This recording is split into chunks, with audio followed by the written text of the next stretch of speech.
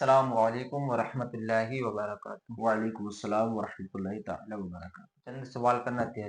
جی پہلے سوال یہ ہے کہ 4 رکعت والی نماز عصر اور عشاء اور ظہر، تو ان نماز کی جو آخری کی 2 رکعتیں ہوتی ہیں، تیسری اور چوتھی، ان میں کیا الحمد کے بعد صورت ملا سکتے ہیں؟ دیکھیں محترم، ظہر کی تیسری اور چوتھی، عصر کی تیسری اور چوتھی، ایسے ہی مغرب کی تیسری رکعت اور عشاء کی تیسری اور چوتھی رکعت، جی ان میں سورت کا ملانا کوئی بھی ضروری نہیں ہے۔ ٹھیک ہے، اگر کوئی منفرد ہے یعنی کہ اکیلے تنہا نماز پڑھ رہا ہے جی تو اس کے لیے مستحب ہے کہ الحمد شریف پڑھے اور اس کے بعد میں سورت ملا لے، جی اور امام کے لیے مکروہ ہے کہ وہ الحمدوں کے بعد سورت ملائے۔ ٹھیک ہے، الحمدوں کا چھوڑنا بھی جائز ہے، چاہے تو الحمدوں بھی نہ پڑھے، اس کی جگہ سکوت بھی کر سکتا ہے 3 تسبیح کے برابر، یا پھر 3 بار سبحان اللہ بھی کہہ سکتا ہے۔ مگر امام کا اس بات کا خیال رکھیں، امام کا سورت ملانا یہ مکروہ ہے، کیونکہ اس میں اور بھی لوگ ہوتے ہیں، ان کی رعایت بھی کرنا ہوتی ہے کہ ان کو تکلیف ہو۔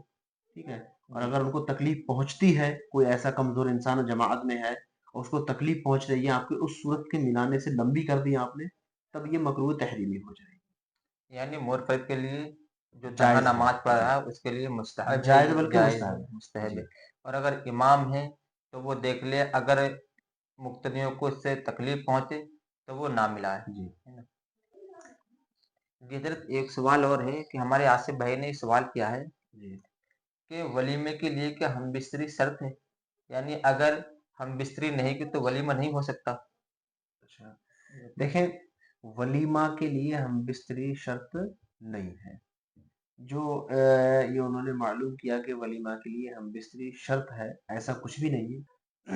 حدیث پاک میں موجود ہے کہ حضور اکرم صلی اللہ تعالی وسلم نے جب حضرت حبیبہ رضی اللہ تعالی عنہ سے نکاح فرمایا، جی تب آپ کی اس وقت رخصتی نہیں ہوئی تھی، اور حضور اکرم صلی اللہ تعالی وسلم نے نکاح کے اگلے دن ولیمہ دیا تھا۔ تو اس سے ثابت ہوا کہ ہم بستری جو ہے ضروری نہیں ہے ولیمہ کے لیے، بغیر ہم بستری کے بھی، بغیر ولیمہ ولی کے ہو بھی سکتا ولیمہ ہے۔ ہو سکتا ہے۔ ماشاء اللہ، جزاک اللہ خیرہ۔ اور تیسرا سوال ہے کہ اگر قرآن پاک ہاتھ سے چھوٹ جائے اور وہ زمین پر آ جائے یعنی گر جائے، جی تو دیکھا گیا ہے کہ بعض لوگ یہ سمجھتے ہیں کہ اس کا جزدان بھر کر جی کوئی چیز، چاہے گندم ہو یا پھر چاول آٹا وغیرہ صدقہ کرنا ضروری سمجھتے ہیں، تو یہ کہاں تک درست ہے، یہ بتائیں۔ دیکھیں محترم، قرآن پاک جی عوام میں مشہور ہے، قرآن پاک اگر گر جائے تو وہ یہ تصور کرتے ہیں کہ اب اس پہ جو ہے وہ صدقہ لازم ہو گیا، جی کہ اس کے برابر صدقہ دیا جائے، تب وہ گناہ سے جو ہے وہ بری ہوگا۔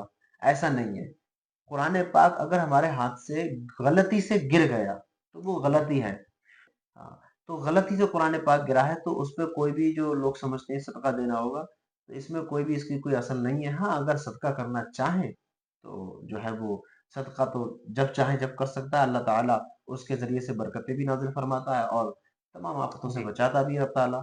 مگر یہ جو ہے کہ قرآن پاک گر گیا، اس کی وجہ سے جو ہے وہ صدقہ کرنا ہے قرآن پاک کی برابر، تو یہ صرف اور صرف جہالت ہے اور کچھ بھی نہیں ماشاء اللہ۔